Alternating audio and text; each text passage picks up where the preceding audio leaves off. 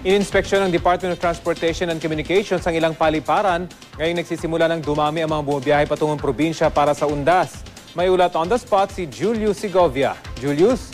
Rafi, dahil holiday sa Biyernes, posibleng bukas daw ay dumagsa na mga pasahero sa mga paliparan para umuwi sa kanilang probinsya sa pagunita ng Undas. Kaya naman ngayon pa lang, nag-ikot nga kanina si DOTC Secretary Joseph Emilio Abaya kasama ang mga opisyal ng Manila International Airport Authority o MIA sa mga paliparan. Sa Terminal 3, in-inspection niya mga X-ray scanner, pinasok pati mga comfort room at kinumusta ang mga pasahero. Nais daw nilang matiyak na magiging ligtas at maayos ang biyahe ng mga kababayan nating pauwi sa mga lalawigan.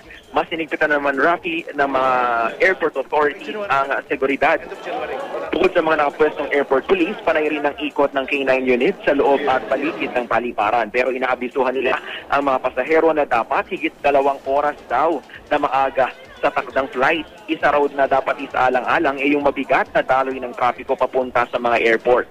Tiniyak naman daw sa kanila ng mga airline company na sapat ang biyahe. Magdadagdag din daw ng airline personnel, counters at help desk para mas mapabilis ang mga biyahero.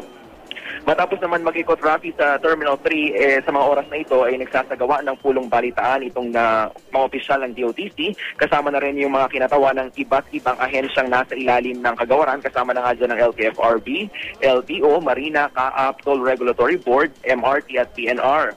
Kasabay nito, Rafi, inilunsad na rin ng DOTC ang kanilang Oplan Ligtas Biyahe Undas 2012. Yan muna pinakasariwang balita mula pa rin sa Pasay. Balik sa'yo, Rafi.